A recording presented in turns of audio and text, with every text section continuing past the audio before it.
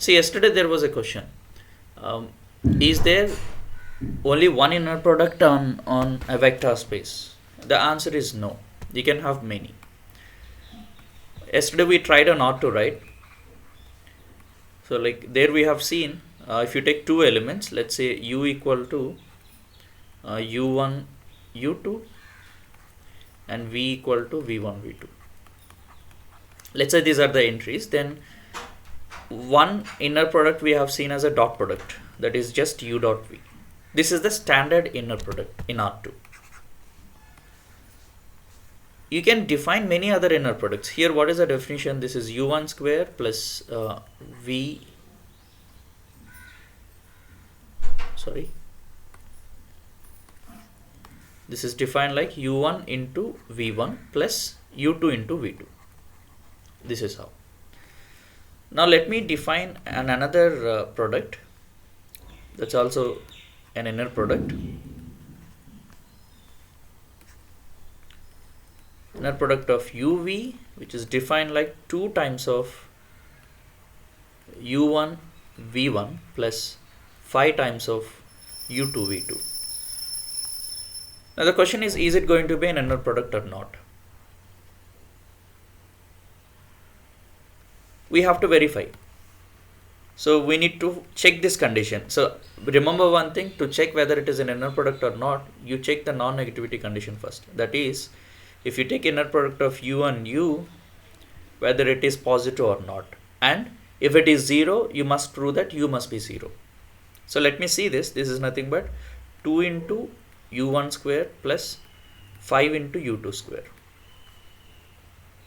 Okay, so since you know this is positive, greater than or equal to 0, and if inner product of u and u is 0, that implies 2 into u1 square plus 5 into u2 square is 0.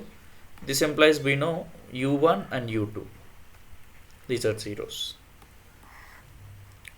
Okay, now you can see that you can define infinitely many such inner products, because this 2 and I have taken 2 and 5. You take any a and b where a and b are positive. That's one. And let me give you one more example. That is inner product of uv is defined like this.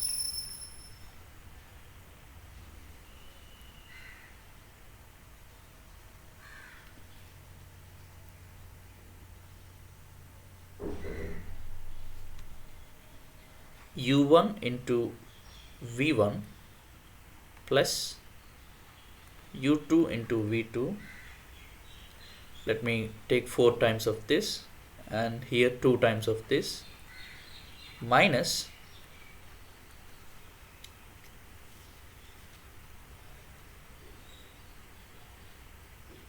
now here I have to define, let me take minus of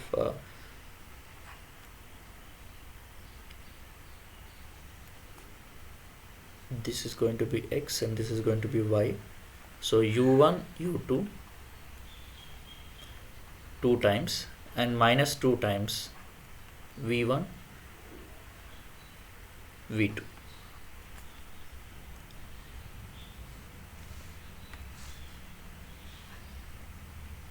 So let me assume that u equal to u1 comma u2, and this I am taking it to be x comma y. Okay, I'd like to look at this case. When u equal to v, what happens? And similarly v equal to, this is v1 comma v2, and let me take it as x comma y. Okay, so now I'd like to see what is inner product of u and u. That's going to be 4 times x square plus 2 times y square minus 2 times xy minus, here I get 2 times xy. Okay, so finally this is the expression I got. 4x square plus 2y square minus 4xy. Now the question is it an inner product or not? Like, is it positive or not.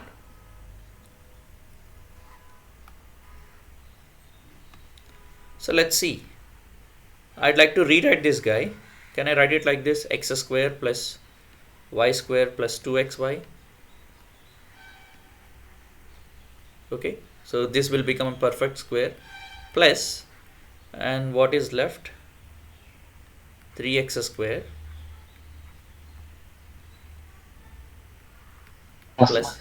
plus y square minus 6xy.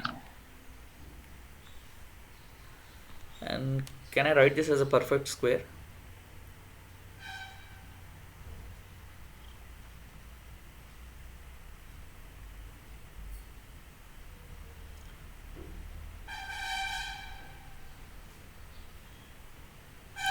Then I should have 9 here. Okay, so let me have 9.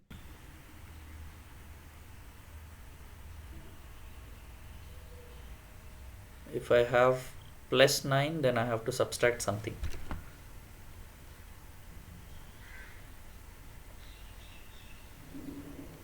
Oh, it's not getting positive, it seems. You got total 10x square, so minus 6x square. So the first expression is positive. It is x square plus, this is nothing but x plus y whole square plus, whereas the next expression is 3x plus y and 3x minus y whole square minus 6x square. It would be nice if I don't get this minus 6x square. So let me do one thing. Let me modify my definition.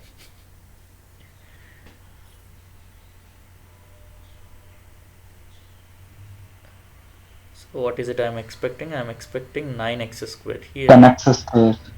4x square plus 10x. Yeah. Here I'll take 10x square.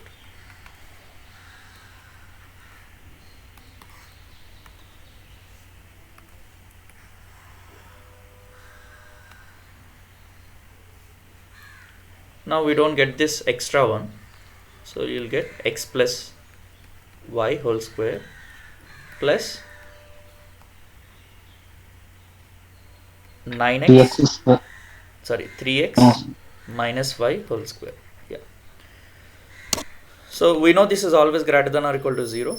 So when it is equal to 0, that let us see. When u comma u equal to 0, this implies both of these must become 0. That is x plus y is 0 and 3x minus y is 0. These two are independent equations. So when you solve it, you'll have only one solution, x equal to 0 and y equal to 0.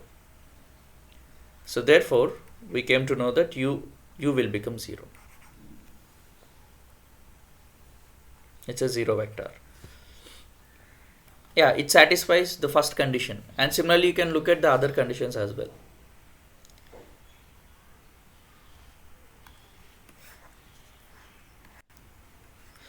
So most of the products, if they satisfy the first condition, the next conditions will be satisfied for the most of them. There will be very few like that will be, this condition will be satisfied here and the rest will fail.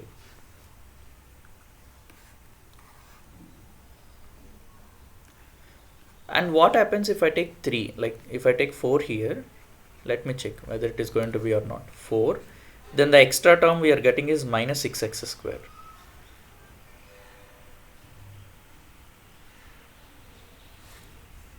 So what I have is x plus y whole square plus 3x minus y whole square minus 6x square.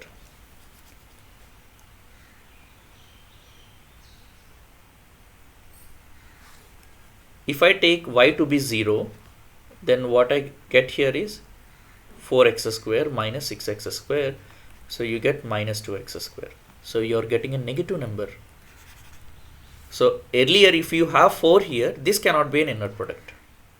Because you can see that the inner product of u and u, it is getting negative. Okay, we don't allow this. So if you take 4 here, that is not an inner product. But when you take 10 here, yes. If you take 10 or more than 10, then it is an inner product. Okay. So now you can see that there are many inner products on a space. But When it comes to every space, we are going to have a standard inner product. For example, in R2 and R3, similarly in Rn, you can take the dot product as a standard inner product. When it comes to functions, we defined like this: integral a to b f of x into g of x into dx. This is going to be a standard inner product. Okay. And when it comes to matrices, that's like trace of we discussed now B transpose into A, right? So this is going to be standard inner product for it, for matrices, for a square matrix. Okay. So there's a small inequality I'd like to mention here. Can you tell me what is the relation between A bar dot B bar and magnitude of A into magnitude of B?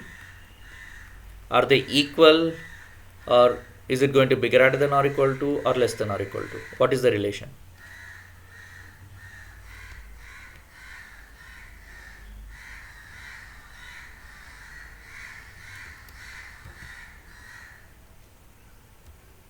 Less than or equal to, sir. Yeah, less than or equal to.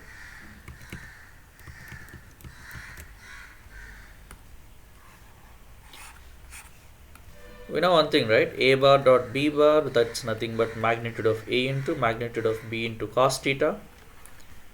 Now you can see that magnitude of A bar dot B bar divided by magnitude of A into magnitude of B equal to cos theta. Oh, this dot product.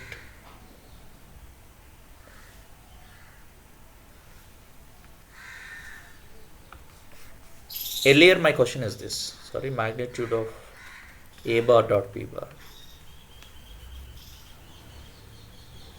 Okay. Because it happens that this dot product can be negative. When you take dot product of A and A, that should not be negative, but when you take A dot B, it can be negative.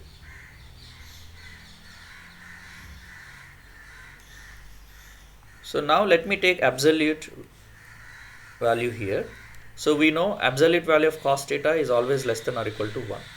So this implies magnitude of A bar dot B bar is always less than or equal to magnitude of A into magnitude of B. You just send this guy to the other side. Okay. So now this is the inequality you can observe. And there is no issue even if you don't keep modulus here, because if it is negative, negative number is always less than the positive number.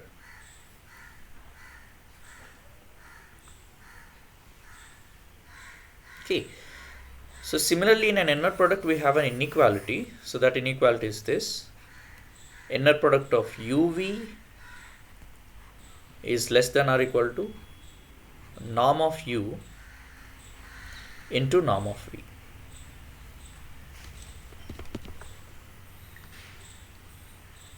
Okay. And this is a famous inequality. It has a name, Cauchy-Squarch inequality.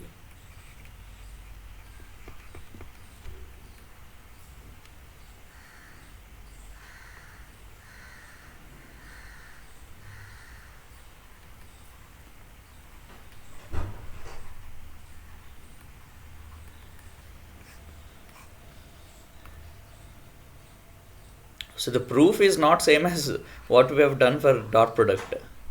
You need to try with the inner product here. Okay.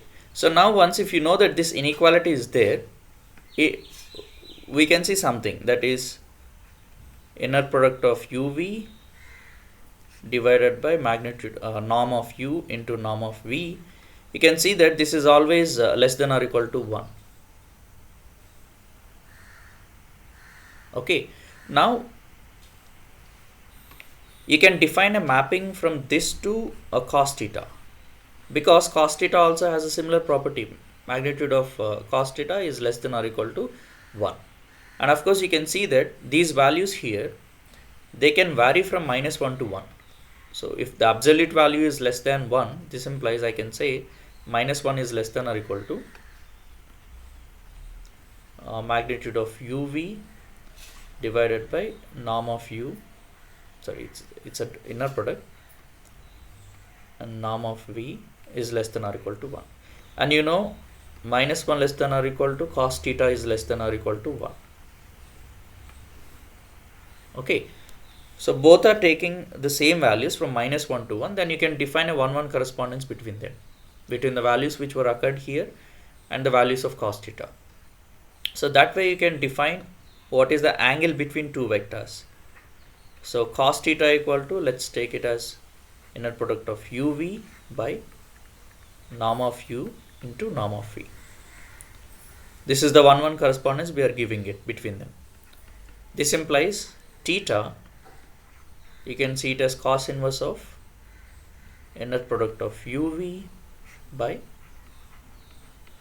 norm u into norm v.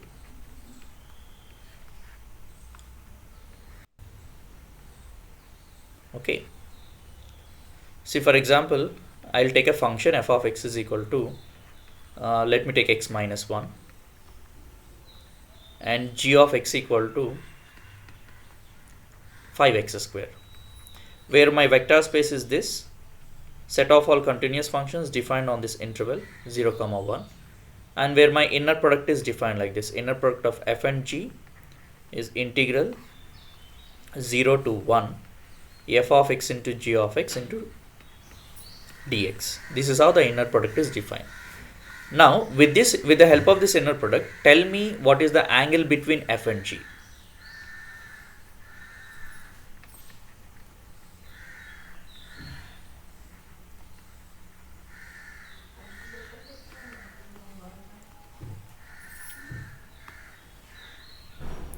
Okay, so this is the inner product we are taking. So we'd like to know what is the angle between them.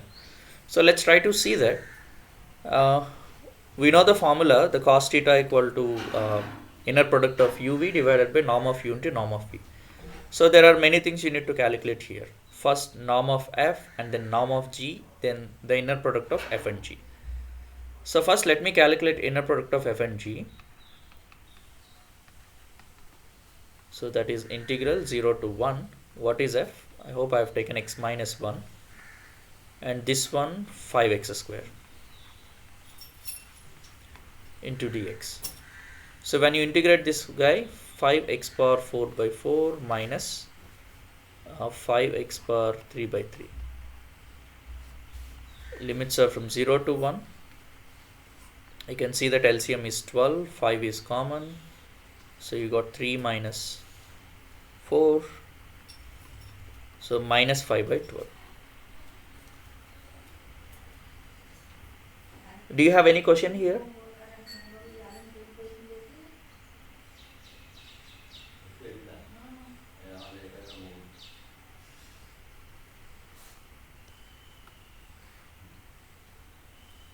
We got a negative number. Do you have any question?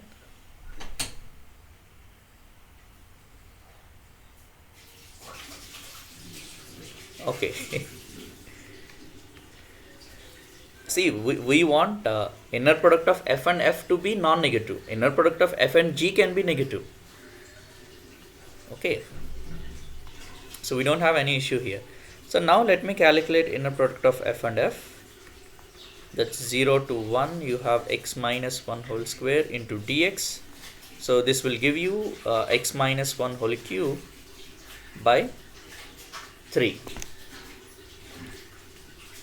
So here the limits are from 0 to 1. So when you plug in 1, you get 0, minus when you plug in 0, minus 1 by 3. So you get 1 by 3. So that is the norm of this x minus 1 with respect to that inner product. This is actually norm f square. And similarly norm g square. So that's inner product of g and g. So that is integral 0 to 1 5x square whole square dx.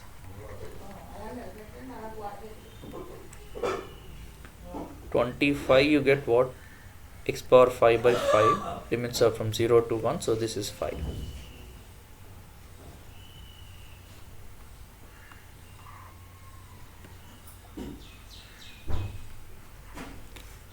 Now if you want to know the angle between them, we know that is inner product of uv by norm of u into norm of v.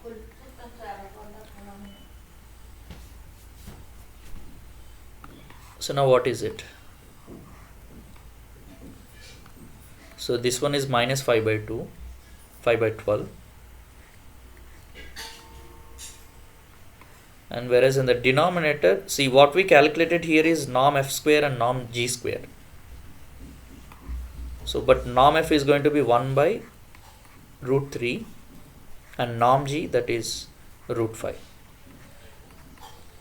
Minus 5 by 12, and this is root 3 by, this is going to be root 5. We can cancel it. So minus root 5 by 4 root 3. So therefore if you want angle theta, you can go for cos inverse of this, minus root 5 by 4 root 3.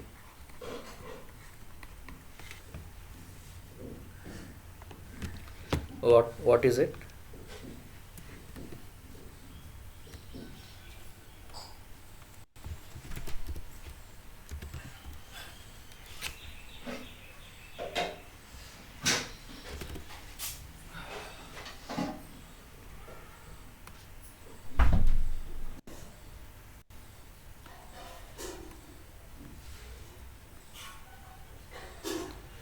So we have cos inverse of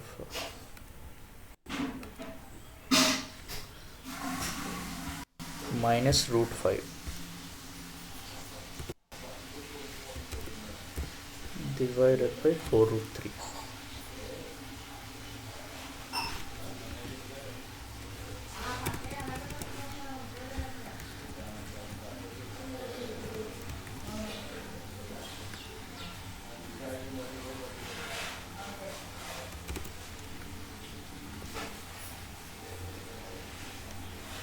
One hundred and 8.8.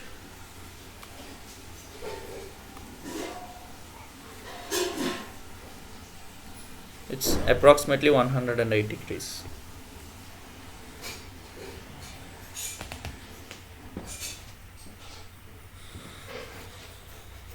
Okay. Next, let me define what is orthogonal vectors.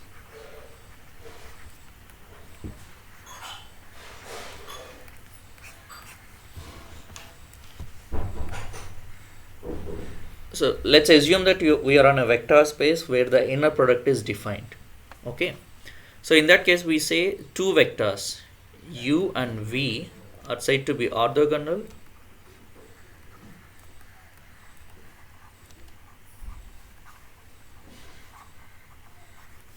if inner product of u and v is what it must be. Tell me. Orthogonal, it means it's about perpendicularity. When they are perpendicular, angle between them is 90 degrees. We know cos of 90 is 0. So we do expect this inner product to be 0. We know that if two vectors are perpendicular, their dot product is 0. But now we are in a generalized space, so we are talking in terms of inner product. So we say two vectors are orthogonal when their inner product is 0. Now I got a question. Suppose if I take v equal to set of all continuous functions over this interval 0, 1. Okay. Then my u equal to x minus 1. This is one function. Can you give me at least one v? Can you give me at least one v which is perpendicular to u with the standard inner product?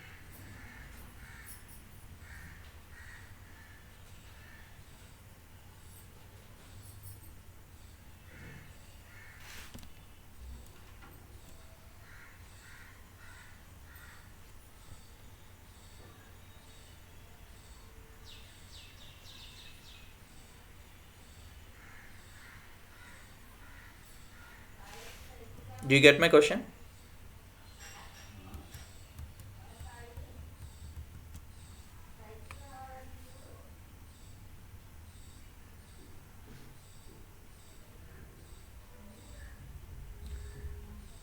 How you get 0.9978 degrees?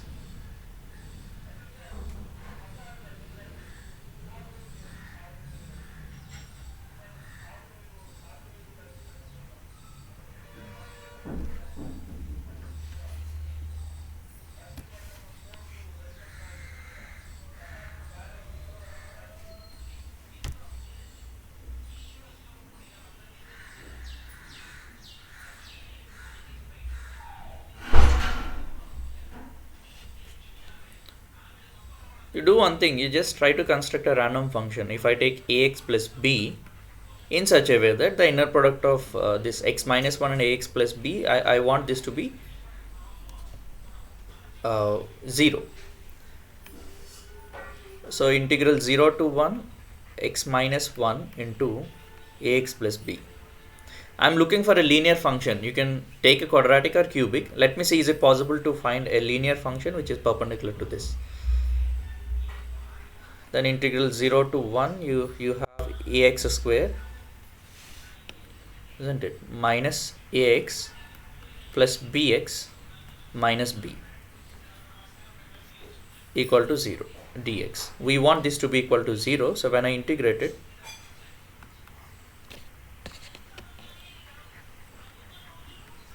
so integrate and substitute the limits. I'm doing it directly. So you get a by 3 minus of a plus b by 2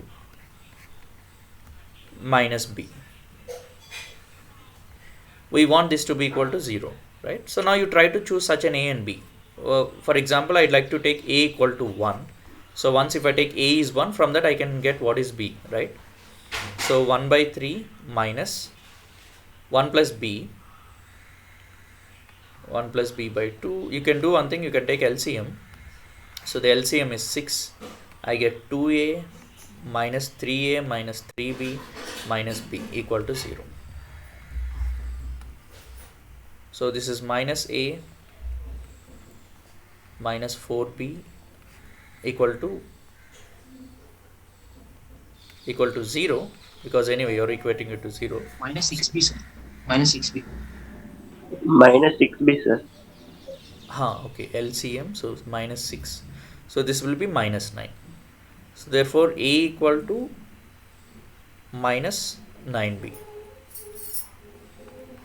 Okay, so now I'll do one thing, I'll take b equal to 1, so that I get a equal to minus 9.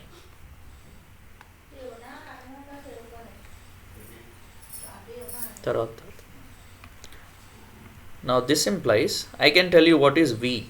We can keep in terms of arbitrary elements itself. A is minus 9b, so minus 9bx plus b. If we take b equal to 1, just minus 9 plus 1, minus 9x plus 1. So this is the vector perpendicular to u.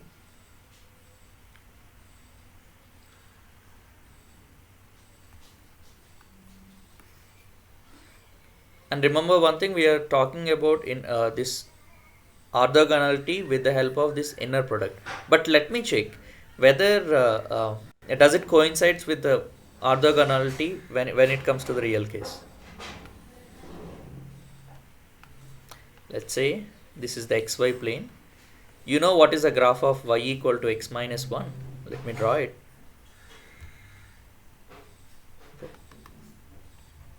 Y equal to x minus 1, and another one is y equal to, let me take minus 9x plus 1. Are they perpendicular? You know some condition, right? As if you have y equal to m1x plus c1, and y equal to m2x plus c2,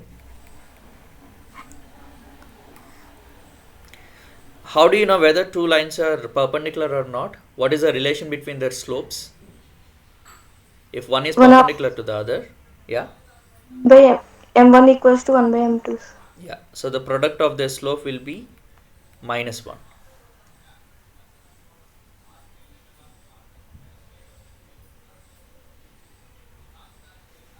Or in other words, m1 equal to minus 1 by m2. But here you can see that product of their slopes, it's not minus 1.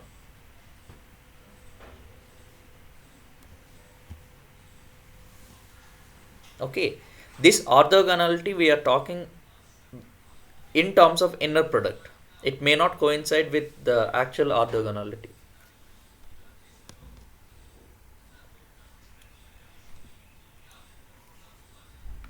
Okay, so what I mean, the way we look is different here. We are seeing with the inner product. There, you are seeing the directly. We say two lines are perpendicular when the angle between them is 90 degrees. There you try to investigate. So if it is not coinciding with that, so what is the one which will exactly coincide with the actual orthogonality here? You think about that inner product.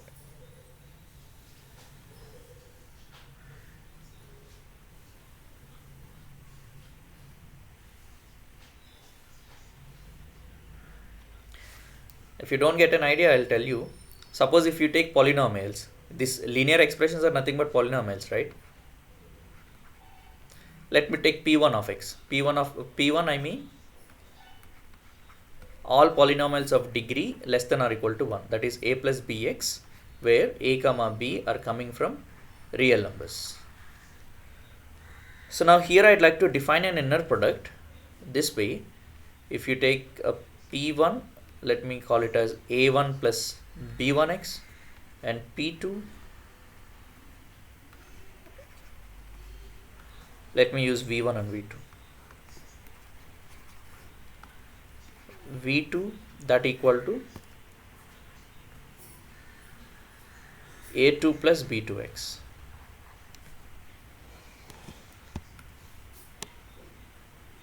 Now here, this is how I'm going to define inner product of v1 v2, that's equal to